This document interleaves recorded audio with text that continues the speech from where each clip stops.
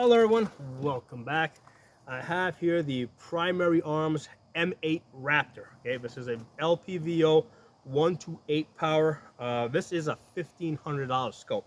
So this is pricey, and I'm not in the habit of spending that amount of money for a scope. The reason why I bought it is because every scope that I had prior to this was just coming up short in one way or another. Okay. So the thing is that really make this scope. There's two things that make this scope really stand out. One, it's got auto shut off and shake awake on the reticle. That's a really big thing, because one of the problems I've had with my prior LPVOs is I would always forget the battery on, and I would always come back to a dead battery. It got a little annoying after a while, so I just stopped turning it on. So I would just work with the etched reticle, in which case it was kind of pointless having an illuminated reticle. With this one having the auto off, auto on, I can now just keep it on, and not worry about running down the battery so that often. Okay. The other thing that makes this scope really stand out is the reticle. So here's the thing, it is a first focal plane scope. Okay, so when you're in 1 power versus when you're in 8 power, you're going to see different things. Okay, so if you're in 1 power, right, what you're going to see is basically, where are you? Right here, this over here, which is basically a duplex reticle. Okay, and there'll be a dot. The horseshoe will be in the center. If you illuminate it, that'll look like a dot. And here's the thing, dots aren't enough. Like even on red dots, if all you have is a red dot, it can be very hard to find it.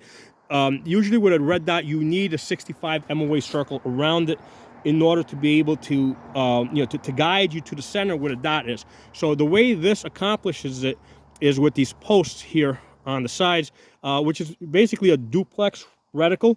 Okay, which they kind of copied over from the German 4 reticle. So it's a design that's been around for a very long time, very successful. So these posts here are going to guide you to the center where your reticle is. Okay, so on the one hand you've got the post. On the other hand, you've got a reticle that you can reliably use because of the auto on, or auto off, auto on. Where you know that it's going to be working and you're not just going to have a dead battery. Okay, so in 1 power, this is really useful. And then if you zoom in, okay, you basically, when you zoom in towards the center, this starts to become readable, right? Because you can't, it's still there, but it's just too small to see it here. And obviously you don't need it when you're in 1 power. But if you're shooting at distance and you zoom in, you start seeing the details of the reticle, which has lots of great things that we're going to talk about in a second. So first, let me show you guys through the glass what that looks like, because one thing to see it on the back of the box, another thing to kind of see it yourselves. Let's see how, do the best that we can to try and get you guys to see it through the camera. So this is with the illumination off, right? So you see how the posts kind of guide you to the center. Let me see if I can get them in focus. There you go. Oh, hell, almost there. Oh, wow. Okay, here we go. Try not to lose it. Okay, so you see how those posts will kind of guide you to the center? Let me turn on the... Okay, I just turned on the reticle. There we go. So I think that's an 8 power there. See if I can dial all the way up to 10. So it doesn't... Okay.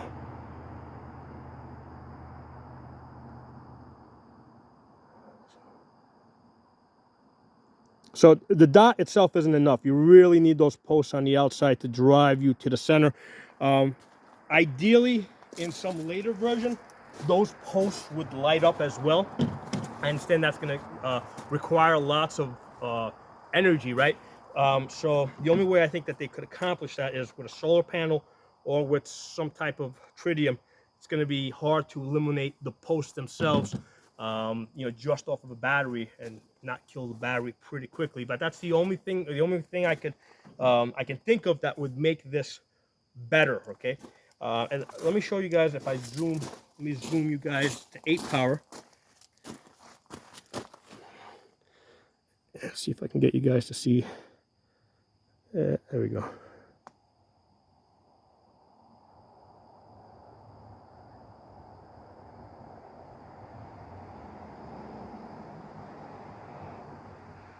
I think I almost had it.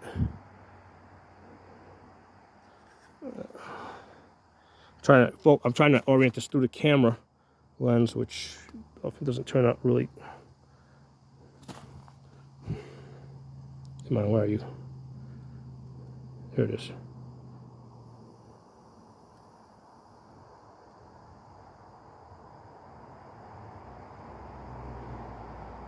Let me zoom this out just a little bit. Let's go to 3 power.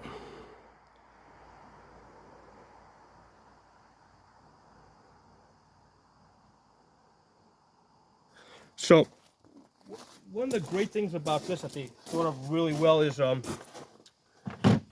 these, I got a print out here so it's a little easier for you guys to see. So as you zoom in, right, let's say you're at 3 power, these lines over here get gradually thinner, okay? So even at 3 power, you're going to see a different image than if you're at 8 power versus if you're at 1 power, okay?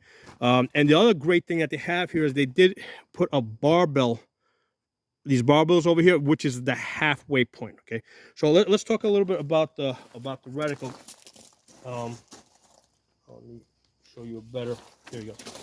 So as far as range estimation, right, these are, you got your mil dots here, right? You got 100 going all the way up, 100 going down.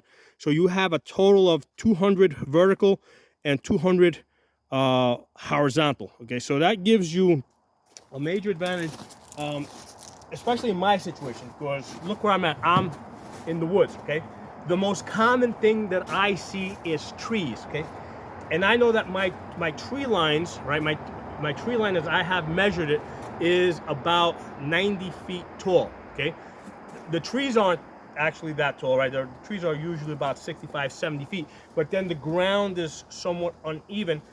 So I've determined through observation and measuring that my average tree line is about 90 feet. So if you think about it, if you're either hunting or even if you're like in a combat type of situation, a lot of times you're looking across a field, right? And at the back of the field, you have your tree line. And the things that you want to shoot are usually coming out of the tree line. So it's really helpful to know what the distance is to the tree line where the things that you'll be shooting at are going to be coming out of. Okay, so that's not something that you can do with a reticle that only has, let's say, 10 or 20 mils. You need a reticle that basically has a total of 200. And here, just basically at 100 yards, my tree line is 200 mils. Okay, at 300 yards, my tree line is 100 mils. At 500 yards, my tree line is 60 mils. At 700 yards, it's 40 mils. At 900 yards, did I say that right? 100 yards, 20 mils. 300 yards, 100 mils. 500 yards, 60 mils. 700 yards, 40 mils. 900 yards, 30 mils. Okay, so at those distances, that's what I expect how I expect the trees to line up in my reticle. And I don't even have to do those calculations on the spot. These are numbers that I can just memorize, right? Because that's something I expect to see out here in the woods. And those are numbers I would have memorized. So depending on what your situation is, another thing that is pretty common is tractor trailers. Tractor trailers are 75 feet long, 13.5 feet tall. So again, this is the type of scope that you can use to range estimate off of things like tractor trailers that have very standard lengths and very standard heights. Okay, so let's talk a little bit more about this reticle.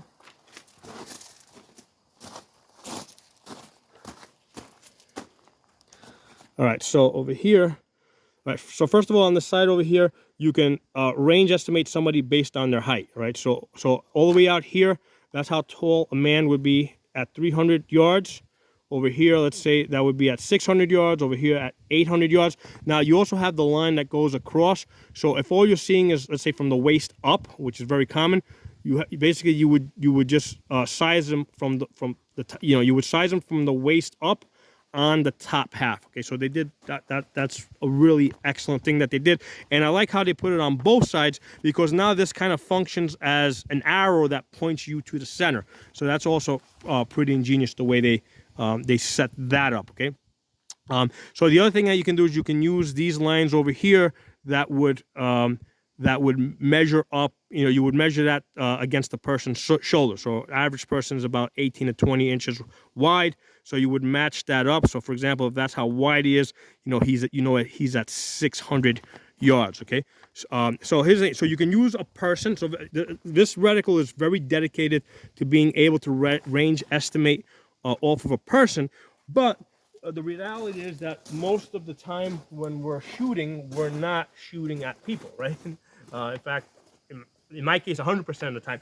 So I need to be able to range estimate off of other things, so this reticle allows me to do that. Now, the other thing I got here is I got my wind holes, right? So these dots over here, so on this line over here, that's the 400 line. You got 5, 10, 15, and 20 mile per hour wind holes all the way down to the to 800 yards, right? 5, 10, 15, 20. I was kind of like going back and forth between trying to decide if I wanted to get this scope with the Raptor, which is basically the Raptor focuses on your wind holes, right? That's what you see here, versus the Griffin. The Griffin is basically, it's a mill grid that just has basically your dots 1 mil apart. I wanted the mill grid because it's very useful for communicating, but one of the things that I realized that with on the 800 line, right, as I measured it, on the 800 line, the wind holes are 1 mil apart. Okay, so if I know that those wind holes are 1 mil apart, I can use this. I can use that to communicate. So, for example, if let's say we're looking at a rock, right, at let's say 700 yards, right, and we say 700 yards, and let's say I'm talking to a spotter or somebody else, maybe he doesn't have the same scope. Well, if the rock is someplace out here, right, I can look down at the 800 line and I can say 3 mils to the right of that rock is where I want you to look. So it's very convenient that the 800 line, that those wind holes are 1 mil apart, and that's the reason why I ended up getting the Raptor as opposed to the Griffin. Ideally, in the perfect world, I mean, I really wanted both of them. Like ideally, I would want like the Griffin with the wind holes in there. The problem that can be with the problem that you can have with that is you can have a little bit too much information in there. Unlike a scope that, let's say, magnifies up to like 25 power, as you zoom in, everything gets spread out. And if you try to have the wind holes and the mill grid on a scope that only goes to 8 power, I can see how for some people that might be a little bit too busy. Okay, so but because the 800 line, because I know that on the 800 yard line, those wind holes are 1 mil apart, I kind of have all the benefits that I would have if I had a mill grid here, because I can kind of like follow this up or down, and I can say from the center you're off, like let's say 3 mils to the right. And of course I've got the mills also here on the horizontal stadia. I can also reposition the whole scope if I need to, like to really like get out here at a distance. But it's nice that if you're holding on a target, let's say at 600 yards, and you want to tell somebody to basically look, let's say 3 mils to the right, I can kind of reference down to the 800 line and use that as a reference point. So that is a really big convenience for me. And of course you can also use this as a bullet drop, as is pretty standard with the ACSS. You zero in at 100 on the tip. The legs are going to be at 200. The bottom, these legs over here. Then the top of the post is 300. That's your 400, 500, 600. So you got your built-in bullet drop compass here. So this is really an excellent scope. Gives me lots of information, and I can understand how for somebody that's like new to this, there might be too much information there, but the important thing here is that you're going to grow into it. Okay. When I started doing this kind of stuff, let's say 8 years ago, 10 years ago, I was just using a standard scope. I wasn't milling. I wasn't doing wind holds back then. But what happened is all those other scopes that I was using like 10 years ago, I sold them all off because I kind of outgrew them. So this is a scope that you can grow into. Okay. So that's an important thing for you guys to think about. Don't just look at where you are now. Think of where you want to go. And the great thing about this is because this is a mill scope, right? The stuff that you learn here is going to you'll also be able to use down the road on different scopes, or if you go get training from somebody that, let's say, has a military background. If you're trained in how to use a mill grid or mill-based scope, you'll be able to learn off of that person without having that big of a learning curve. Other great thing about this is that the turrets are also in mills. So it's one of the things that you want to look for is you want the measurements that are in your reticle to match up with the increments on your turrets. And at first it might seem a little bit weird because it's like, okay, well, I'm used to adjusting based on inches at 100 yards. But the nice thing about this is it's a really easy switch over because you now have a measuring instrument here. So let's say I'm zeroing in at 100 yards. I can see the bullet holes on the paper at 100 yards. So if, let's say my bullet holes are, this is my bullseye, let's say my bullet holes end up over here. Well, I can measure in mils how far off my center I am, right? And then basically, one click is 1/10 or 0.01. So if you want to move 1 mil, basically it's 10 clicks, right? So you can use the scope, you can use this reticle to measure how many mils off of center you are, right? Both vertical and horizontal. And then once you measure the mils, then you can use the clicks in here which correspond and pretty much get on bullseye pretty quickly. Okay, so let me give you guys a quick look again about what this looks in 1 power, because I'm going to now talk to you about some of the benefits of having a scope like this. Okay. All right.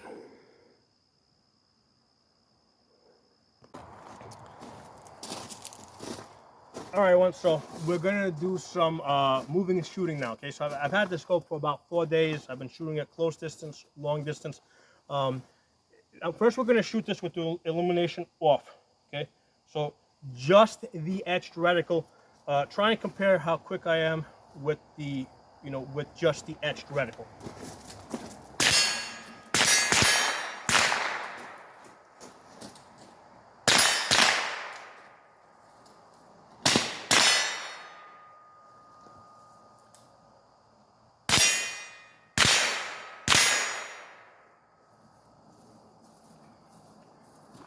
So right there, I actually kind of lost the etched reticle because I saw a little bit of scope shadow. And that's where, if you have an illuminated reticle in the center, it really helps because if you see that reticle, what happens is your right eye sees the reticle, left eye sees the target, your brain combines the two images. I'm gonna put on the illuminated reticle now, so we have a combination of both the posts and the reticle in the center, and I think, basically pay attention to the speed at which I'm shooting.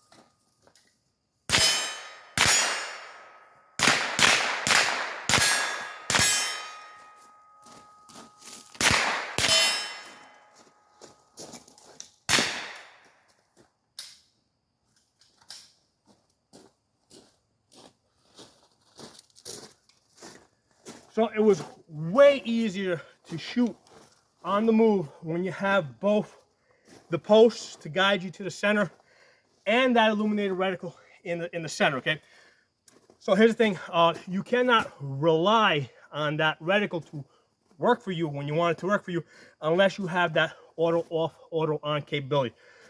Because with all my prior scopes, every time I go to pick it up, battery was always dead, so I would forget to turn it off. Okay, so that is kind of critical. Okay, the scope needs both. It needs the posts to drive you to the center, and it needs a reticle that will light up, and that you can depend that it will be lit up, that it will light up when you go to use the rifle, and not that the battery is dead. Okay. Now, one way that they could improve this is to also make the posts light up. Now, I understand that that's going to draw a lot of power. I think the only way that they could do that is either to put a solar panel on this to feed the posts, right, to light up the posts, or some type of fiber optic to feed the posts. You know, just an idea, I guess, for the next generation of this M8 Raptor. But with what I have right now, it's working good on the move, moving and shooting.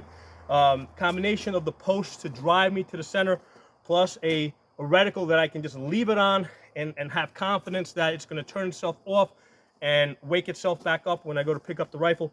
That is a major advantage. Okay, that's the reason why I paid the $1,500 for the scope. I needed that capability. Let me put this down, and I'm going to go through a list of details now with you guys. Hold on.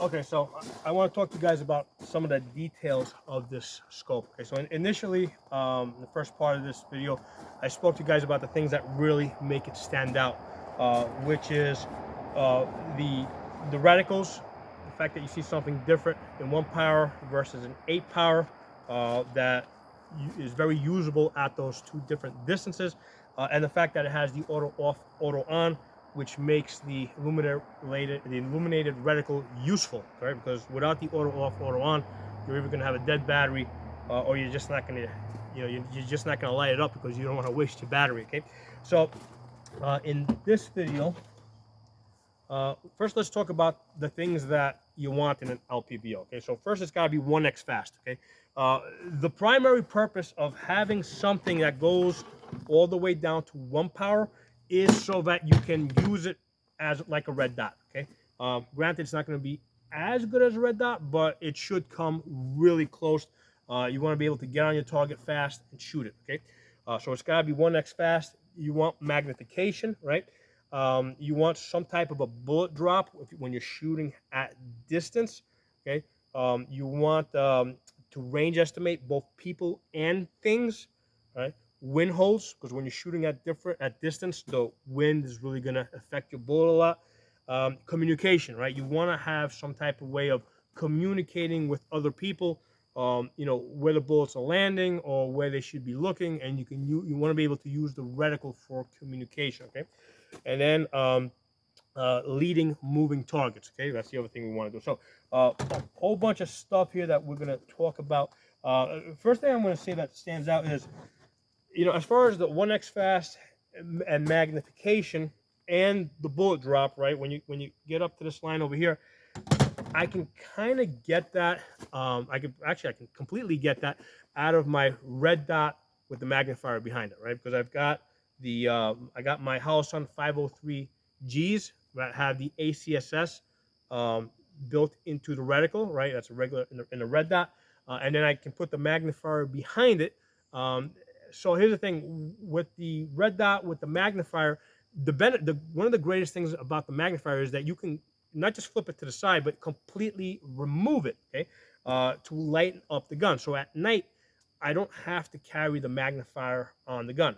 Magnifier easy on, easy off, you know, if you've got that quick release. Okay, so with the LPVO, we're married to 1.5 pounds on top of the gun. Okay, so since I'm going to be carrying 1.5 pounds, I want more than just 1x fast magnification bullet drop. Okay, so you know, otherwise, if that's all you're looking for, you know, stick with the red dot with the magnifier behind it. Okay, I want to be able to range estimate both people and things. Okay, that's important. And then I want all those other things that we talked about. So the most expensive part of this scope is not the $1,500 I paid for it.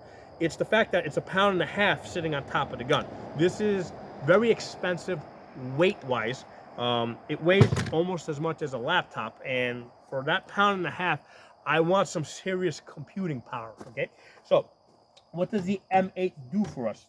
Well, in one power, we're basically getting a duplex reticle. Okay, a duplex reticle, which is similar to the German 4, a proven design for, you know, for being able to get on target fast. Okay, and then, you know, if you need to zoom in, you zoom into this. So you see something completely different in 1 power versus 8 power.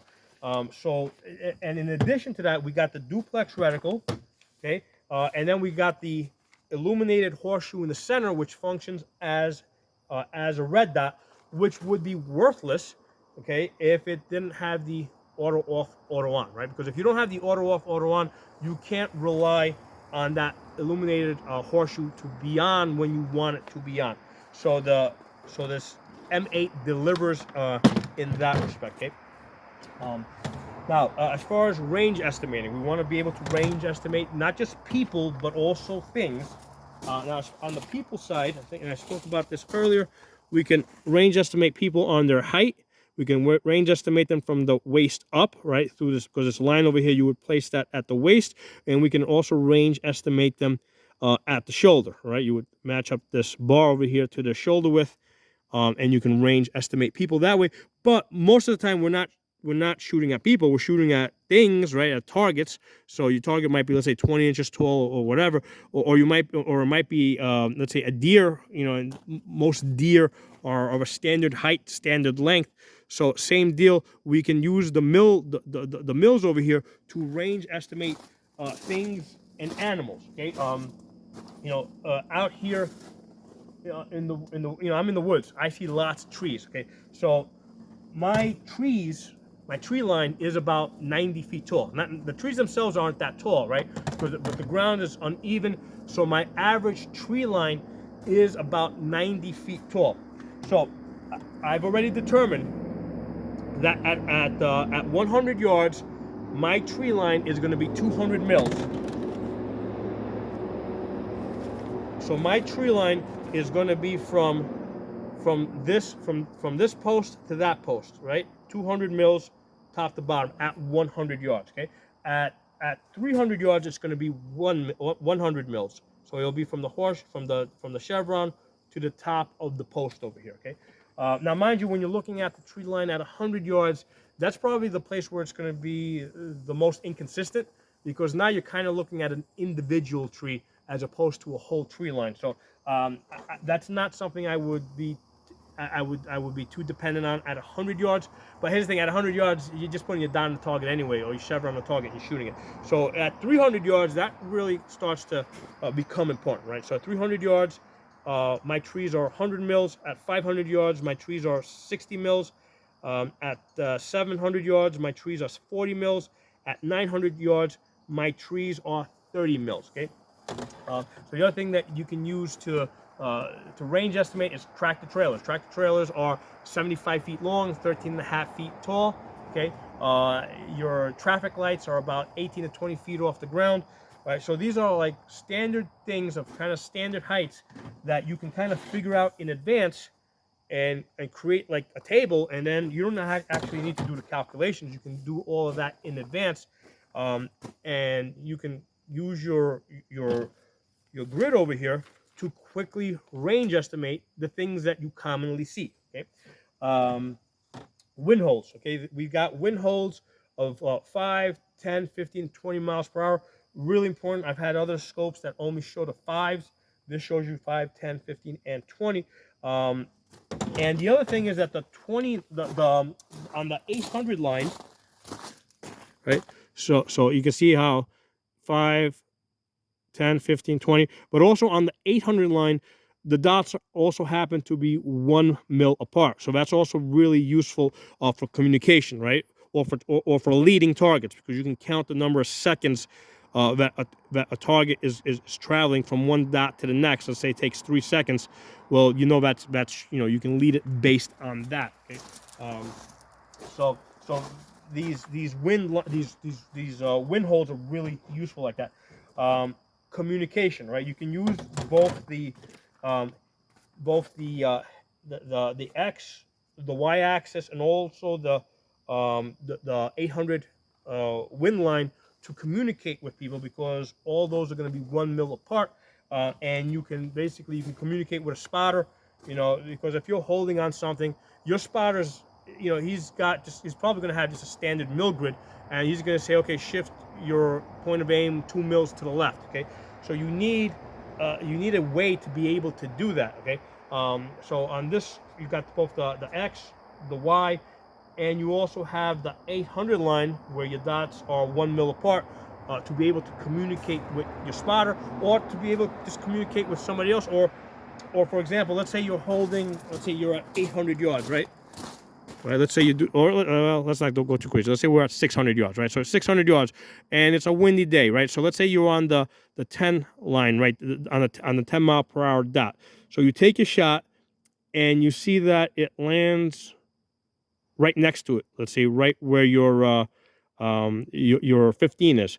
So your next shot, you're gonna move your 15 over to the target and shoot it with that. Or let's say you see that it ends up here somewhere. Well, for the next one, you're gonna move up to that line over here. So you can use this to either make your own adjustments or to communicate with other people. Okay. And other thing, moving target leads.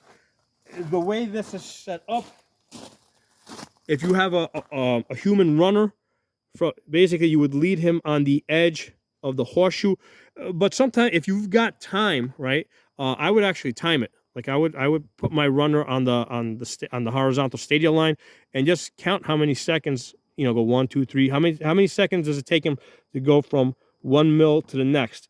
And I would lead him based on that. Okay, so that's another thing that you can do. You can use this to lead your moving targets. Okay, so a lot of stuff here. So initially, if you're just starting out, you may not need all this information. And when I started shooting, let's say, like, not even when I started shooting, like even 10 years ago, I wasn't using this type of information. In fact, even 5 years ago, I wasn't even using all this type of information. But you're going to grow into it, right? So this is a scope that you can grow into. And as you work with different people with different experiences, you can learn stuff from them. You can do different things. It just makes shooting a lot more interesting and fun, and you can kind of keep growing into it and learning new things. So that's one of the things I love about this scope. There's just so much stuff that you can do with it, and even if you're not doing it right now, later on you might be able to get into it. Like, for example, leading moving targets. I've only done that once. And that's something that's really interesting to me. That's something I would like to set up at some point so I can do it on a more regular basis. And that's something you gotta, like, set up something mechanical, or set it up on a, let's say on a wagon on a sloped hill where you release it with a rope and it's rolling down, and you can try to lead the targets that way. So there's a lot. Once you've got something like this, you're gonna try to figure out ways to use it. Okay. Some other things that are really worth mentioning. First of all, let me say this. I like the bikini caps that they give you to cover up the scope. I hate the little plastic flip caps that break. Okay, those things are basically junk. They break. This is something that's actually going to stay in place. And the main reason I use this is just to keep the dust off the glass when I store this, right? With the flip-up caps, they usually just pop open anyway, so it doesn't keep the dust off the glass. This is going to stay in position. So I think that primary arm should kind of ship all the scopes with the bikini cover like this. Let's talk about the glass for a second. It's Japanese glass, which a lot of times people will speak very highly of it. I'm going to tell you guys, at 100 yards, I shot this. I was looking through the glass through this scope. I was looking through my primary arms ACSS, the first one, the $350 ones. I couldn't tell the difference. Okay, I'm not saying that there is not a difference. It's just that my eyes aren't good enough to see the difference. Okay, so that's one of the things that, I'm sure the glass is better. I'm sure it's more clear, but just don't be surprised if you can't tell the difference. Okay, so that's not one of the things that I'm really going to talk about much because I can't see the difference.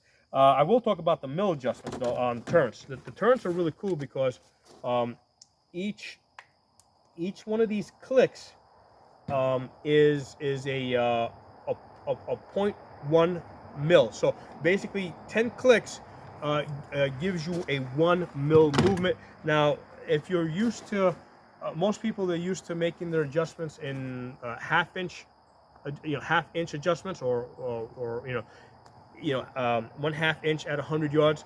It's really easy and quick to switch over to the system because you have a reticle that allows you to measure, because at 100 yards when you're zeroing in, you can see the bullet holes on the paper, okay? And that's what I mean. Like, my eyes are good enough to shoot like 1-inch groups at 100 yards, but not good enough to see the difference in the Japanese glass. But anyway, at 100 yards, if you're shooting, and let's say your bullet holes are 1 mil off to the right, right? Well, you can measure that in the scope, whether it's 1 mil or 2 mils, you can measure that in the scope. And if you gotta adjust 1 mil, well, that's 10 clicks, okay? Or if it's 2 mils, that's 20 clicks. So it's really easy to use the measurements in your reticle to make the corresponding adjustment on your scope. And that's one of the things that you want to scope. You want whatever measurements you have in your reticle, you want the scope to have the same increments on the dials that you're turning. Okay. The other thing I'm going to say about these turrets is that when you turn them, first of all, they're big, round, fat turrets. Okay, you can put your big paws on these and really turn them, and you can feel them. You're gonna feel the click. You're gonna hear the click. One of the issues that I had on my earlier primary arm scopes is I really couldn't feel the click sometimes, especially if I had my earmuffs on, or if it was raining, or if there was other people shooting around me. I couldn't quite feel or hear the clicks. With this, you're gonna feel and hear the clicks. Okay, so that's a big advantage of these turns, and they're big. They're not tiny. They're not small. They're big. Where you grab it and you go click, click, click, click. One of the questions I had for Primary Arms customer service, is this scope waterproof when the caps are removed? Okay, because right about this time of year, it's September, it seems like it's raining every day almost. So like one of the days I was shooting this, it was raining and I was adjusting. So I found out that the scope is waterproof with the caps removed. Okay, so that's an important point to be aware of, that you can spin the dials in the rain. Let's talk about the mount. I've got here I think this is the $60 Primary Arms mount. Now, first of all, I did get the one that's extended. I don't even think, and the reason why I got the extended one is because I expected that this would be longer than my previous primary arm scopes. It's actually short. It's even shorter than my original one, the 1-8 ACSS, like the first SLX that they put out. This is even shorter than and lighter than that. Well, not lighter. It's about the same weight. It's 1.5 pounds. It is lighter than like my SLX Griffin. It's and shorter. So this is a compact. In fact, they have the word compact somewhere in the name. This is a compact scope, so you don't need the extended. You don't need the extended mount. You can just get the regular one. It's going to work fine. So just be aware of that. So I have here the $60 ones. They've got another one that's supposed to be a little bit lighter. That from Primary Arms, it costs like $250. I think it's like 2 ounces lighter. I'm like, yeah, you know what? I'll just stick with this one. It's good enough for me for now. Okay. Let's talk about the lever. They give you a nice lever. Okay. It is big enough that you can actually grab this and flip it over. Let me show you guys the lever.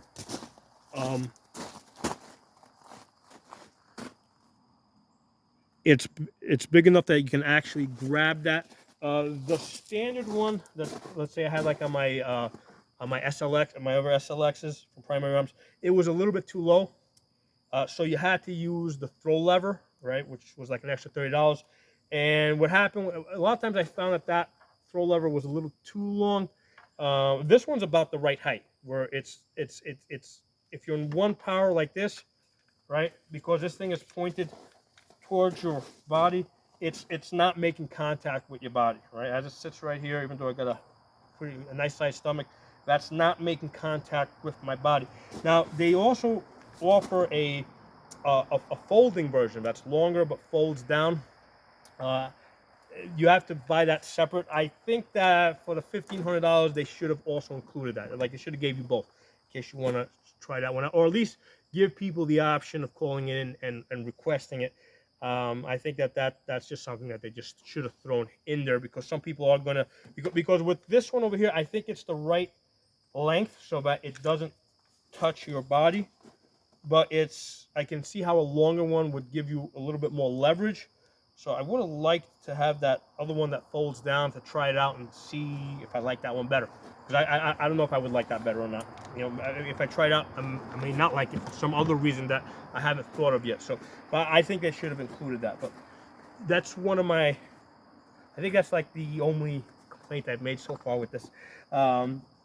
Leather size, as I said, this is compact. This is, in fact, when I pulled this out of the box, I thought it looked like, now, and I mounted it on the rifle, it looks almost a little bit stubby compared to some of my other 1-8. So they did a really good job of making this short as possible and also light. It's still, with the mount, it's still 1.5 pounds. You know, some of the other LPVOs I've seen, they get closer to 2 pounds. So they did a really good job with the size of keeping this compact. Okay, brightness, I've in 10 power. The sun's setting right now, but there's plenty of times where I kind of, basically I pointed this towards the sun through the trees. Like, obviously I'm not pointing it directly at the sun, but through the trees, when I got sunlight coming through the trees, I can still see the illuminated reticle in the direction of the sun. So the brightness is pretty decent. Okay, I think it's brighter than, it seems, I think it's brighter than my first SLX, the $350 one. So I think it's a little bit brighter than that. But again, that reticle would be absolutely useless without the auto on, auto off. So they did really good with that. Exposed cap. First of all, Sunshield. Let's talk about the Sunshield. They do give you, where are you? Let's open you up. How do you open? There it is. So they do give you a Sunshield that screws on to the front here. Is this it? This it? No, there it is. Okay, good. So now they give you a Sunshield. Now, I don't know if the Sunshield is to kind of keep the sun from coming in, or if it is so that it doesn't like reflect light so somebody else can see it. So I'm not exactly sure how to use it yet, but it's there. And the interesting thing is when you add this on, it actually makes this the length that I kind of expected this to be. So it's really cool that when you remove this, it gets that much shorter. Okay, so they give you the Sunshield. The other thing that they give you, which is very cool, is an exposed cap. So where are you? So this is the cap that it comes with, and then what you do with this is you cover it up, which is really good because this way you can't hit it, bump it, move it, any of that stuff. But they give you an extra cap where you can remove this and completely replace it. And now you have an exposed turret. Okay, so you can leave this on there. This is not capped. I'm gonna keep this the way it is for now. And the reason is because a lot of times I'm moving through trees and stuff, so I want to keep my turrets covered up. But it's nice that they include this. The one thing I'm going to say, I mean, since we are talking about a $1,500 scope, because they only give you the a top one, they should have gave you one for the side as well. Because if you're the kind of guy that likes exposed turrets, you're gonna want to put this on the top. Chances are you're also going to want to put this on the side as well. Now I understand that most people that dial turrets, they usually only dial elevation, and then they'll use the reticle for their wind holds. But you may have somebody out there that also likes to dial for wind. So I think that they should have given you the 2 of these exposed caps, or at least give you the option of calling in and requesting one, right? If you want another one, you know, for the side over here. So I think that would be a good thing on a $1,500 scope. Okay, they do give you extra Allen screws, because you gotta There's 3 Allen screws that you have to remove. They give you an Allen key. In case you lose those Allen screws, they do give you 3 extra Allen screws. If you're doing that, you don't have to remove the screws all the way. Just loosen them up a little bit, and then the turret should spin really easily. So that way you can avoid losing your Allen screws. Okay. And that's another thing. Another great thing about this turret, you can you can set this once you zero it in, you can set it to 0. I'm going to talk about that in the next segment a little bit more. Right now, I'm going to bring this back to 0. Now, if you see me, I'm spinning this thing back and forth. I'm like, oh my God, you're losing your 0. No, I'm not, because now this is marked. I know exactly where I'm moving, and I know exactly. So I've set that to 0. I know exactly how to get back to my 0. Okay, so that's really good like that. And then extra screws. Okay, so those are some of the details about this scope. Let me pause the camera, take a quick sip of water, and I'm going to tell you about some other really cool things about this scope and how I use it.